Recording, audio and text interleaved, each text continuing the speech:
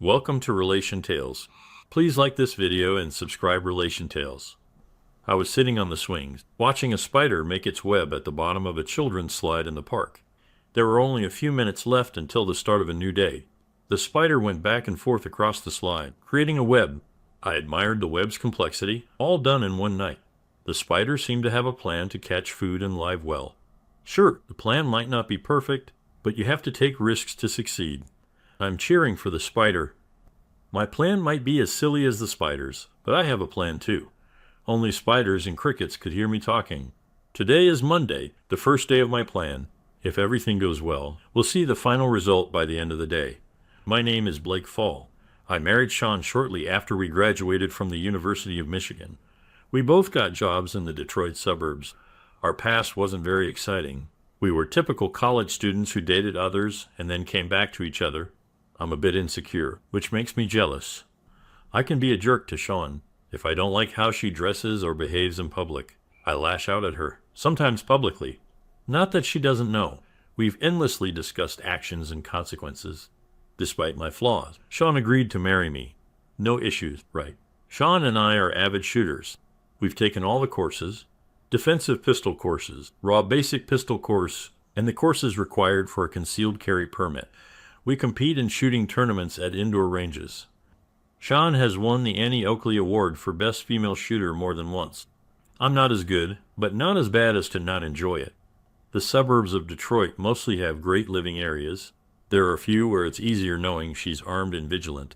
We still attend a lot of games: football, basketball, and baseball. In high school, I played all three sports. But in college, I focused on academics. I wasn't talented enough to compete at the university level. Last Thursday, it's going to take forever to get home. I perked up as Greg, my colleague, slammed his fist on the table. How do you know, Greg? I'm looking at the traffic camera at the intersection of Highway 7 and 82. There's a pickup on its side, and on top of it, a car. There's no way they'll clear that tonight. It's a sight. I walked over to Greg's office and looked at the screen. My stomach twisted. Beside the paramedics, her head wrapped in gauze was shown. At least, I think it's her. She has a unique tattoo on her left arm that goes from her shoulder to her wrist. The people on the camera were too small to tell if it was her.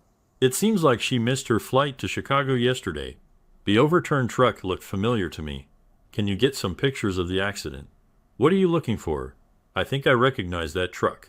I need to remember where I've seen it before, but I know it's familiar. Greg recorded the footage and sent it to me. After zooming in, I'm almost sure it's Sean. Yesterday's phone call was complete nonsense. She said it was a smooth flight, nice room, meetings went well, and that she missed me. She said tomorrow would be a tough day, and she'd have a late flight, so I shouldn't wait up. On the way home, I was completely distracted. How did they trick me? How do I know that truck? I have no idea. The blue and yellow stripes on the truck haunted me. Shona called around 7 in the evening. Hi, baby. Bad news. My taxi to the airport got into an accident.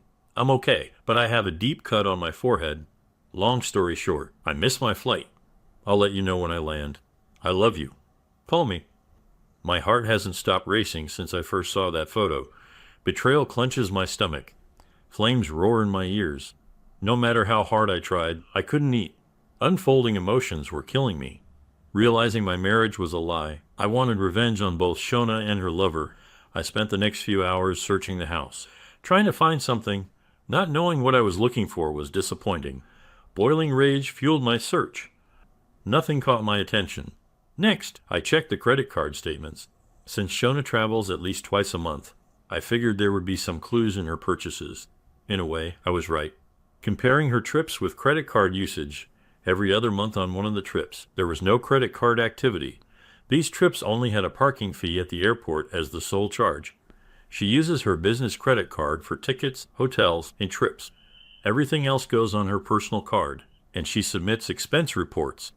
Should I believe she paid cash or just didn't eat on those trips? What I saw on the traffic camera made it clear. She was taking 2-day vacations with her lover under the guise of a trip. I needed to find out who. It wasn't that hard. I'll request a copy of the accident report. Shona keeps a filing cabinet with her important papers. I wondered if her expense documents were somewhere. She's so organized it took only a few minutes to find the right folder. Another minute to confirm that the trips without credit card usage weren't recorded on her expense account. I wanted a drink, but knew better. Does the length of time really matter? Not really. It was a cold and calculating betrayal. My revenge will match how deeply she deceived me. In the divorce, I'll be fair, considering my options. She'll get her 50%. We have a prenup, so yes, she'll get her 50%. I found it hard to sleep, and it took longer for coffee to wake me up in the mornings. When I turned on my phone, there was a message from Shauna saying she'd be home later today. I headed to work without calling back. Digging through divorce advice online, I checked our joint accounts. I'll need to open an account in just my name. With the brokerage account, it was a bit trickier. Positions couldn't be moved, so I sold enough to reach the 50% mark. I'll return and transfer my half when the time comes. Not wanting to risk it, I didn't tell any of my friends, family, or colleagues about the impending divorce. At lunch, I got a copy of the police report on the accident. Now there's no doubt. She's listed as a passenger in the pickup truck. I didn't recognize the truck owner's name, Ray Stranzo. I still wondered how I'd know that truck. At least I had her lover's address. It was 3 blocks from where we lived. A quick online check yielded an address record. The lover co-owned it with Jill Stranzo, probably his wife. Other web pages I found gave some personal info about both Ray and Jill. Looks like they all went to school together with Shona. When Shona called at the end of the workday, I decided it's best to answer, or she'd know something's up. You're back. I've been trying to reach you since yesterday evening. Is everything okay? I found out my phone was off this morning, and again around noon. I should check it out. How was your trip? Everything was fine until the taxi ride. I'll have to put on makeup to cover the cut on my forehead. Want to invite a girl for dinner? Of course, though. I'm not very hungry. Pick a place, and I'll meet you there. I drove a long way to the restaurant and passed by the Stranzo house. I didn't see the truck parked outside, but there was a Michigan University flag hanging from the porch. It clicked for me then. That's the truck we see at Michigan football games in Ann Arbor. That's why it has blue and yellow stripes. During dinner, I tried to act normal, but Shona could tell something was wrong. She asked, "Is something bothering you, Blake?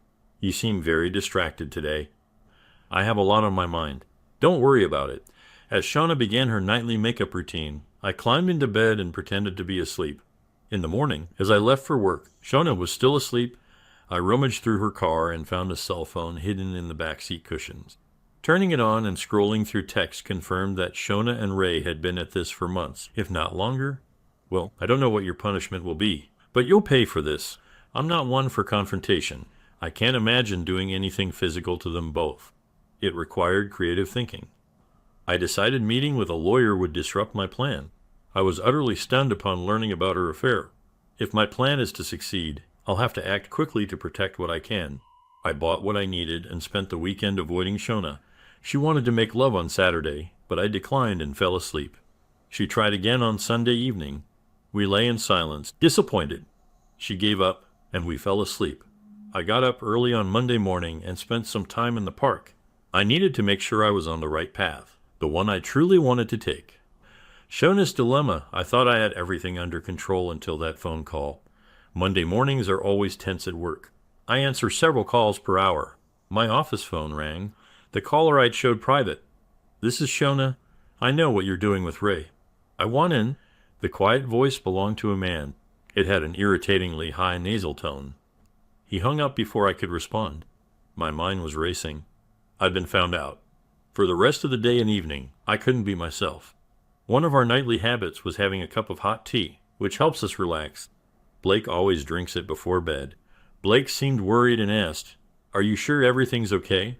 You seem like something's bothering you today." "I'm fine. Just something at work is bothering me. I need to think about other things." "Do you know anything that could occupy a girl for a while?" I wanted to say we made love, but it didn't feel like love. I concluded that they weren't going to talk to me. I'll wait and see what happens. Nightmares haunted me about Blake finding out. Reflections convinced me not to see Ray anymore. "This is Shona." The same voice as before. "Ready to come and please me?" No, I hung up this time. Less than a minute later. "This is Shona." "You both snore. Last night, you wore a tank top with a blue teddy bear. You sleep on the right side of the bed. I took a picture of you." I doubt he heard my sigh as I hung up after his statement. When I found my car after work, a small envelope was pinned under the windshield wiper. I cried for 30 minutes after seeing the picture of myself taken last night. He was in my bedroom. I felt violated. What had I gotten myself into? That evening at home, I focused on paying bills and organizing receipts. How did he sneak in here in the middle of the night? Is he Ray's friend? Is this Ray's enemy? That voice is unfamiliar to me. I would remember that annoying sound. Blake, do you think we can lock the outside doors? I think so. Why did you bring that up? I just heard about some recent break-ins. I don't want anyone breaking into our home while we're here. I'll add it to our to-do list. I didn't sleep well because every little noise the house made scared me.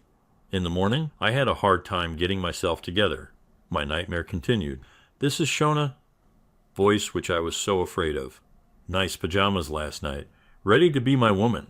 Who are you? What do you want? You know what I want? Yours or mine? Come to my place. I'll destroy you. There was no response.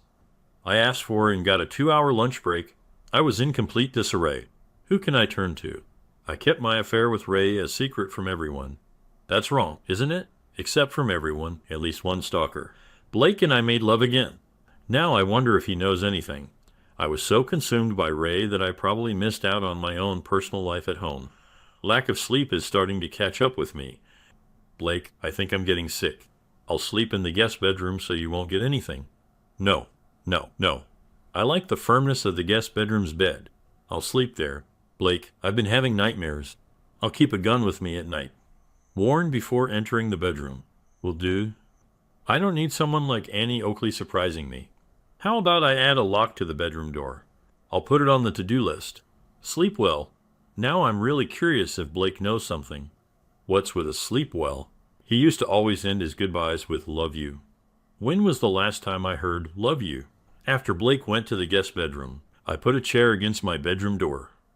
I placed some trinkets on the windowsill and tucked the gun under Blake's pillow. Hopefully, if my stalker shows up tonight, he'll make enough noise to wake me, and I'll destroy him. This is Shauna. Well, I dropped by, but no one destroyed me. Beautiful trinkets. I took a few of them, with Blake in another room. Maybe I can disable him. Then you and I can have some fun. The headboard of the bed should be perfect for handcuffs. He hung up before I could react.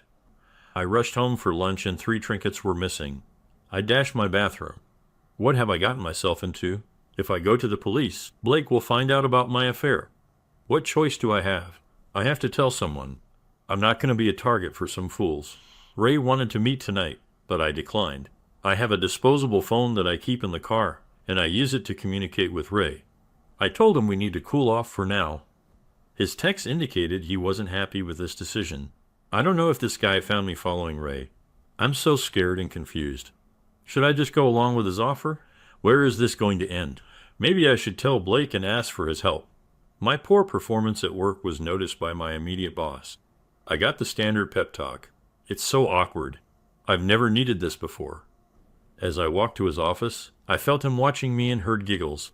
I cried for an hour before Blake came home. I freshened up and put on some new makeup before joining him for dinner. I felt a bit calmer. I thought, try sneaking in now. On Friday morning, I tried to be productive, but that didn't last long after his call. This is Shauna. The bells were cute. They got me a little excited. But you slept through it all. Did you see that I unloaded your gun and left bullets on the windowsill? I returned your trinkets too. I need Blake. I can't do this alone. I'll still have to do it alone. What a mess.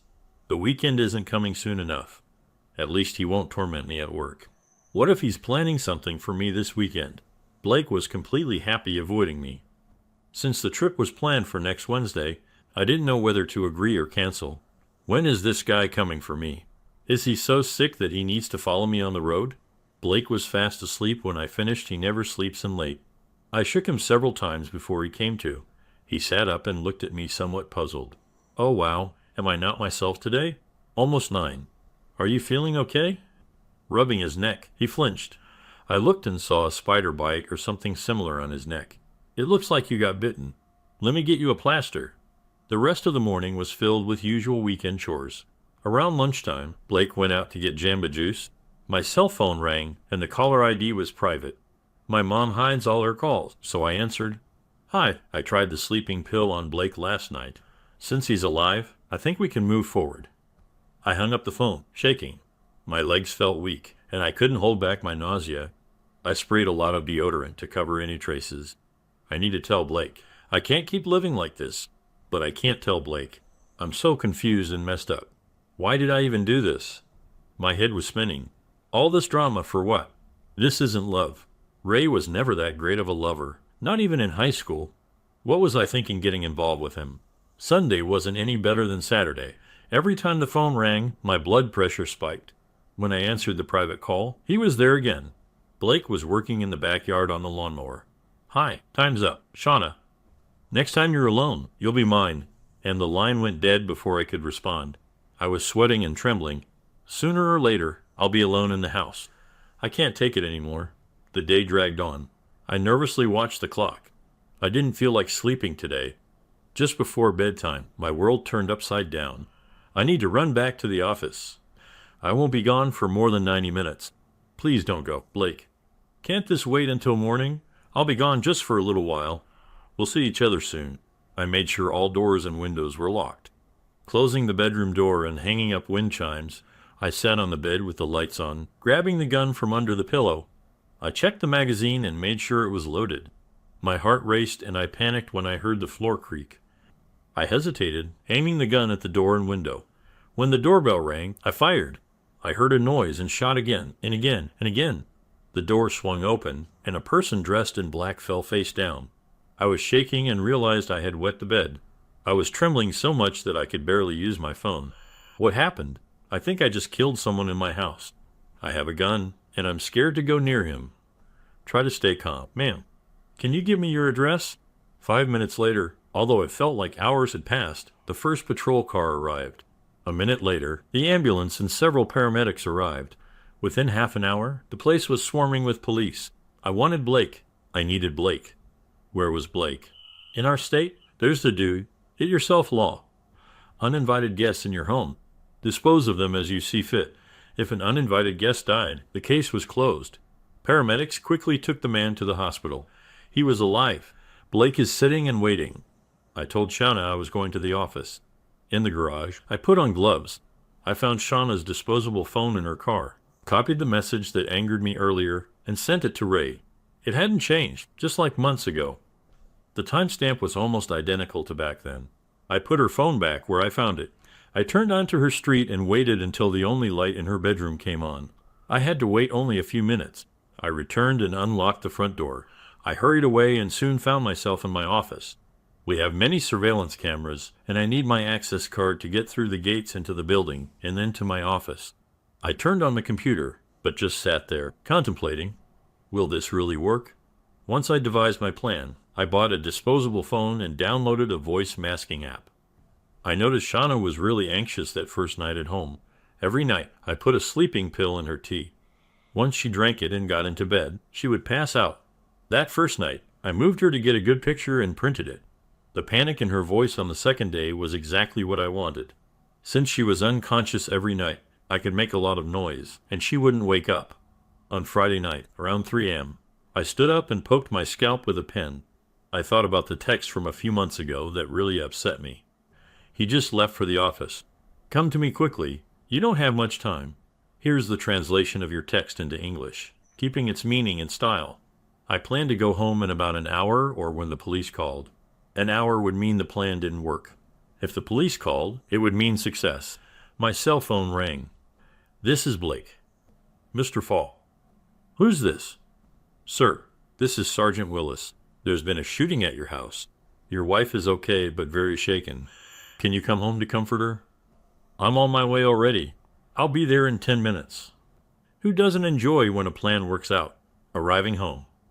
When I arrived, the area was filled with red and blue flashing lights. I passed the guards and went into my house. When Shauna saw me, she jumped up, hugged me tightly, and started crying.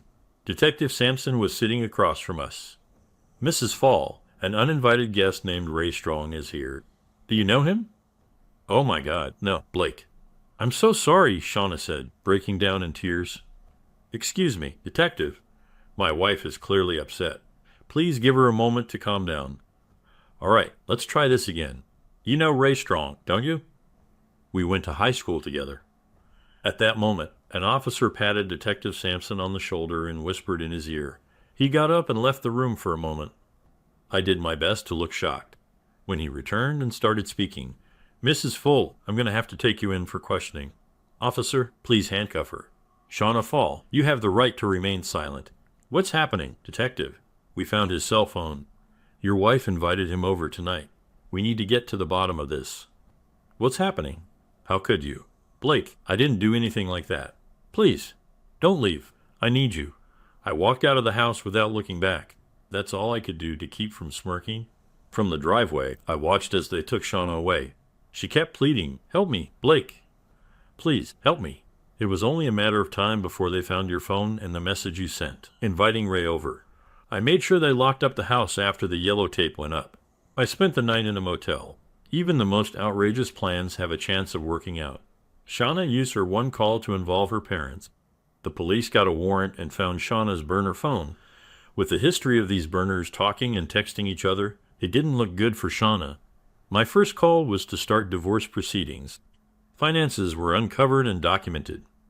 Shauna gets her 50%, but I won't have to pay her legal fees. I withdrew half of the money from our joint accounts in cash. I opened a new account in just my name and changed my direct deposit to that account. The brokerage account was simple since half of it was in cash. The divorce lawyer handled everything before Ray could take any legal action. That was good, he told me. Once the yellow tape was removed, I collected all of Shauna's things and took them to her parents' house. I hired professionals to clean the house. My lawyer went with me to the only police interrogation I was invited to. She tried to convince them that I had set Shauna up. That was the only thing that made any sense to her because she told them she didn't send that last message. When they checked for tower information on her phones, they found it, matching my story and their assumption that she was the criminal. Only 2 of the 5 shots hit. I guess I can live with that. Although I was hoping for more from all those gun trainings. I watched from the gallery as she pleaded her case. They were after her, but she never told anyone about her affair. She never sent that message. My husband must have known and set me up. The press caught wind of her being offered a plea deal. I think her overconfidence in handling things got the better of her again. She was found guilty and got a 20-year sentence. I didn't wait for the divorce to start seeing other people. There are many fans eager to help a husband once the wife is out of the picture. Shauna's money ran out quickly while she was fighting for her freedom. I wasn't responsible for that. Even if Ray tried to sue, there were no joint assets of much value. Paying a lawyer just for a moral win didn't make sense, so there was no trial. I really need help dealing with jealousy. Second story, I'm not sure where to get advice about this. About a year ago, he cheated on me, and I've tried to move past it by setting strict boundaries and having an open phone policy. He is autistic, which makes me wonder if he just doesn't understand what's going on. Lately, I've had a feeling that something might be happening, but even though I've done regular phone checks and looked when he wasn't around, I haven't found anything. We also share our location with each other, and it always shows he's where he says he is. Tonight, I looked through his contacts for the first time and found his ex from a few years ago. When I clicked on the contact, it took me to a completely different one. Could this be because he has her blocked but didn't delete the contact? Or maybe she blocked him and he didn't delete her? Or is it some kind of glitch? Even though things have been good recently and I haven't been worried, this is making me anxious.